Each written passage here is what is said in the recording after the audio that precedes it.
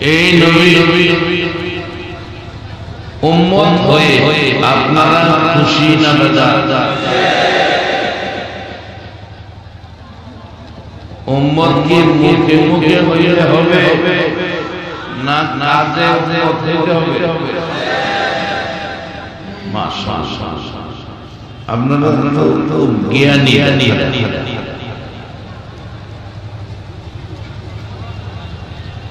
এই নবীর উম্মত যারা হয়েছে এর চেয়ে বড় দামি, এর চেয়ে বড় কপালওয়ালা মানুষ পৃথিবীতে আর কেউ হতে পারে?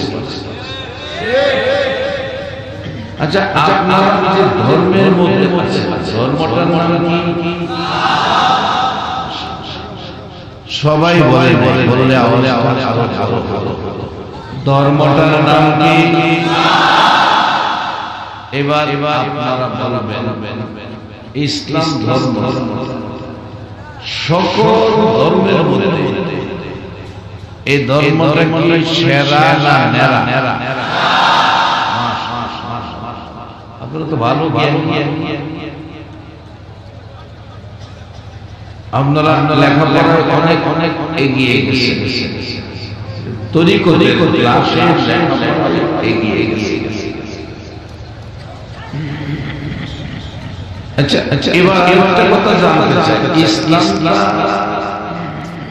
এটার মালিক কে? মন বিশ্বাস বলুন, ইসলামটার মালিক কে? এটা কিন্তু আমার ওয়াজ না, আল্লাহ নিজের ওয়াজ। কোরআন বলেছেন ইন্নাদ দীনা ইনদাল্লাহিল ইসলাম। এটা মাত্র ধর্ম, আল্লাহর রাসূলের মনোনীত এই ধর্মটার নাম। আর আপনারা সেই ধর্মের বিরোধী, আল্লাহ আপনাদের জন্য আর আটা বানায় রাখছেন। আচ্ছা, আমি আপনাদের কাছে জানতে চাই, গরু কি গরু জান্নাতে?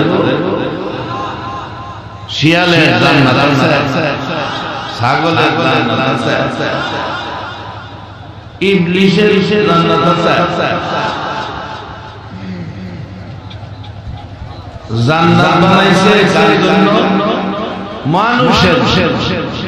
কি জান্নাত বানাইছে মানুষের। আমরা কি জান্নাতে যাওয়ার মান হইছি না? কিছু ঝামেলা আছে। এই ঝামেলা দূর করার জন্য হসপিটাল হলো তরিকতের পীর, তরিকত সম্পন্ন আলেম ওলামা এই ঝামেলা রোগের চিকিৎসার জন্য তারা এই সমস্ত মাহফিল বসে। যে ঝামেলা আমাদেরকে জান্নাত থেকে ফিরাইয়া দিবে, যেই রোগের কারণে জান্নাতে যাইতে দিবে না, এই রোগগুলি দূর করার জন্য শ্রীমঙ্গলে একটা হসপিটাল নাই, মৌলভীবাজারে একটা হসপিটাল নাই, সিলেট শহরে একটা হসপিটাল নাই, ঢাকা ভারতে একটা হসপিটাল নাই, পৃথিবীর কোথাও এই রোগ দূর করার হসপিটাল নাই। এই রোগ দূর করার হসপিটাল হলো ওলি আল্লাহদের দরবারে কোরআন সুন্নাহ জিকির।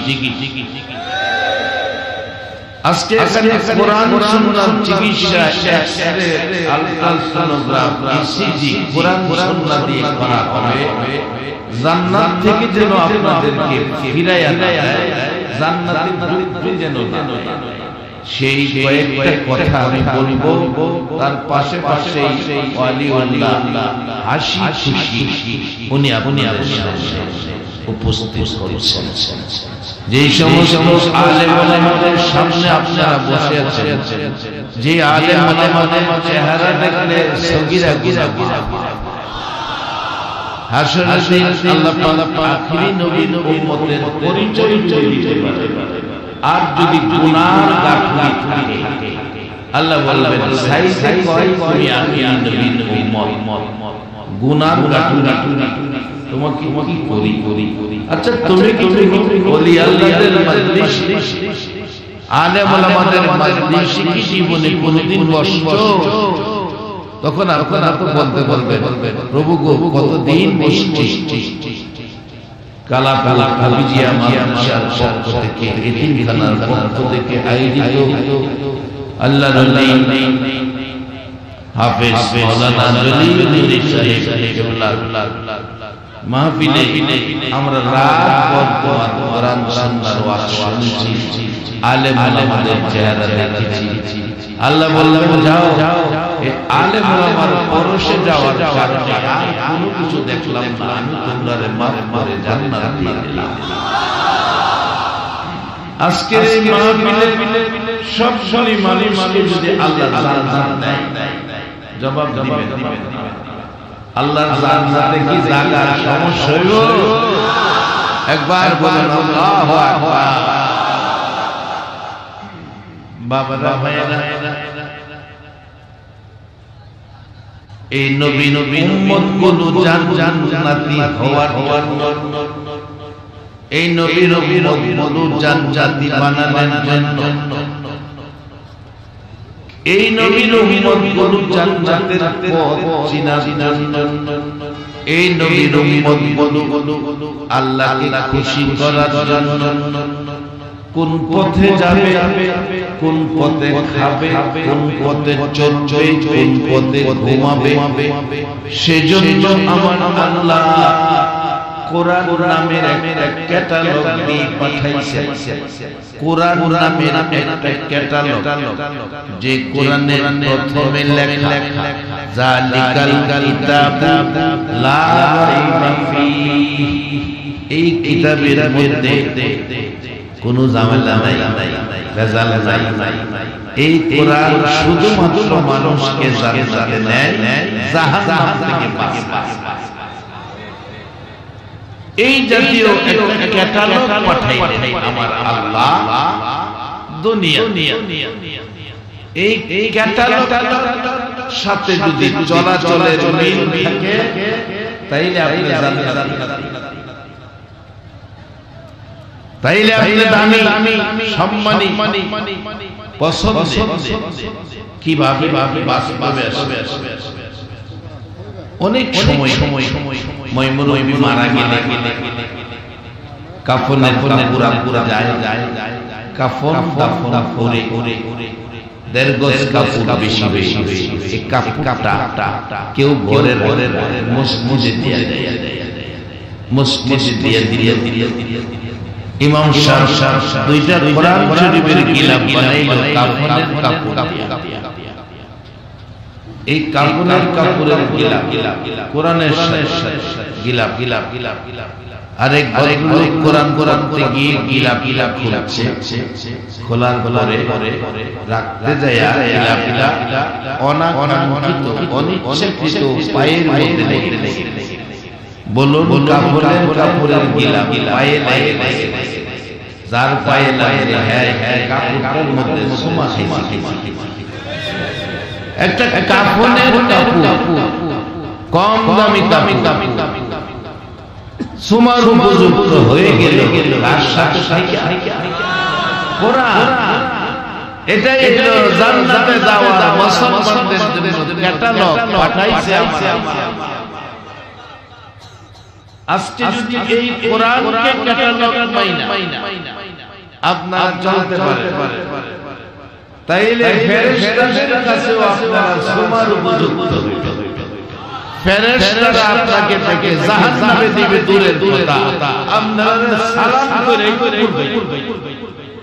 কেন সালাম করবে? কোরআন কোরআনকে লেখা আছে মানুষ হলো আশরাফুল মাখলুকাত, সৃষ্টির ফেরেশতাকে সৃষ্টির সেরা বলে নাই, আমার আল্লাহ মানুষকে বলেছে। এখন আমরা কিসে মানুষ হওয়া দরকার না? হুজুর কিভাবে হবে? আমি বলবো যার থাকবে চার দিকের হুঁশ, যার থাকবে চার দিকের হুঁশ সেই হলো জান্নাতি মানুষ। যার থাকবে চার দিকের হুঁশ সেই হলো নবীর উম্মত শ্রেষ্ঠ মানব। আর যদি হুশ না থাকে হুজুর হুশ আছে না আছে ওই কেমনে প্যান্ডেলের বাইরে সেটা ফেলাইবে মাহফিল শেষে পাওয়া যাইব মনে করে যারা হুশ মানুষ হেরা টাকাটা পায়া নুরি সাহেবের ছেলের কাছে জমা জমা হুজুর 100 টাকা পাইছি যার টাকা হারাইছে দিয়া এরকম মানুষ আছে না। আবার অনেকে আছে এটার একটু হাতিয়া একটা হলো হুশ মানুষ আর একটা বেহুশ মানুষ। বাজান শুধু বেহেশত বানাইছে না, বেহেশতের অপোজিটে কিন্তু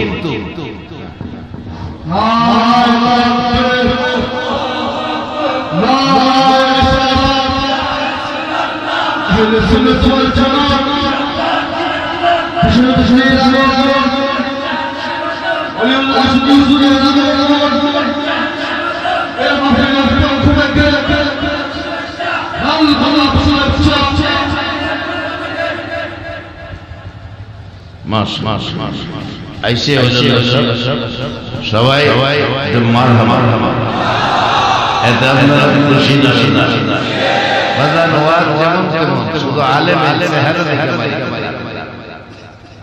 এতেই আপনাদের জীবন ধন্য হবে, হাসরের দিন নাজাতের জন্য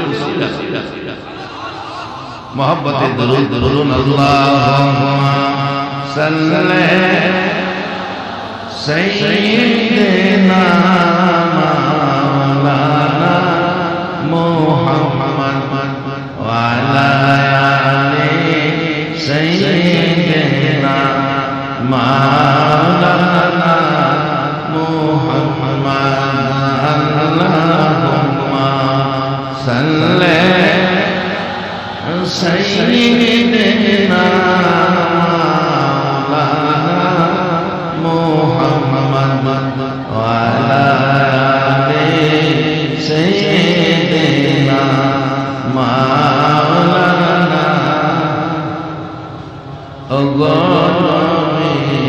শুনেন আপনি আমরা সবাই গুনাহগার, রোজ হাসরে আমাদেরকে করে নিয়ে আপনি পার। আল্লাহুম্মা সাল্লি আলা সাইয়্যিদিনা মাওলানা মুহাম্মদ ওয়া আলা আলি সাইয়্যিদিনা মাওলানা। بلغنا بكماله كشف الدجى بجماله حسنت جميع خصاله صلوا عليه। বাজান জলে উলামা আছে আপনাদের নসিহত করতে গেলে এই ক্যাটালগটা লাগে। আল্লাহর কোরআন নবীজি হাদিস শরীফে বলেছেন তারা ফিকুম আমরাই লান তাদিল্লু মা তামাসসাকতুম বিহিমা কিতাবাল্লাহ ওয়া সুন্নাত রাসূলিল্লাহ। এই দুটো জিনিস আমাদের জাহান্নাম থেকে বাঁচা, জান্নাতে যাওয়ার একটা জিনিস আপনাদের সাথে সমন্বয় করি। একটা ছেলে 1 এ পড়ে নাই, 2 এ পড়ে নাই, 5 এ পাস করে নাই, 8 এ পাস করে নাই, তার যদি মেট্রিক পরীক্ষার বই দেওয়া হ্যাঁ কি এই বই যা পাস করা কি সম্ভব হবে? হবে না। তাই আমাদের পরীক্ষা আছে বাজান, কবরে গেলে 3টা সাবজেক্ট বই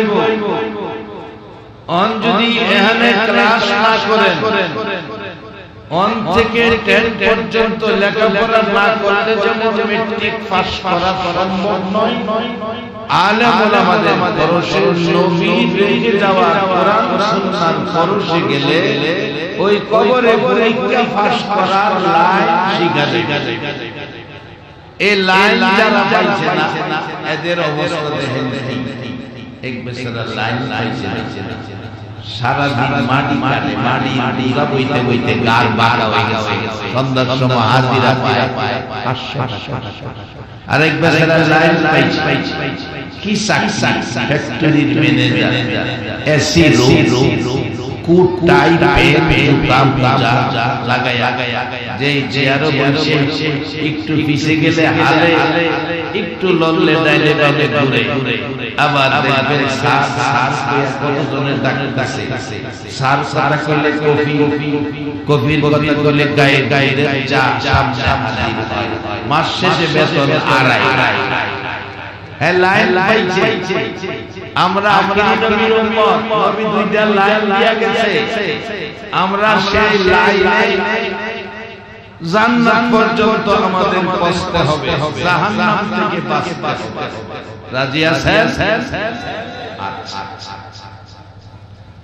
লাইন পাইলে কি মর্যাদা আর এই লাইন নবী দিয়ে গেল এই লাইন শিখাবে তরিকতের পীরেরা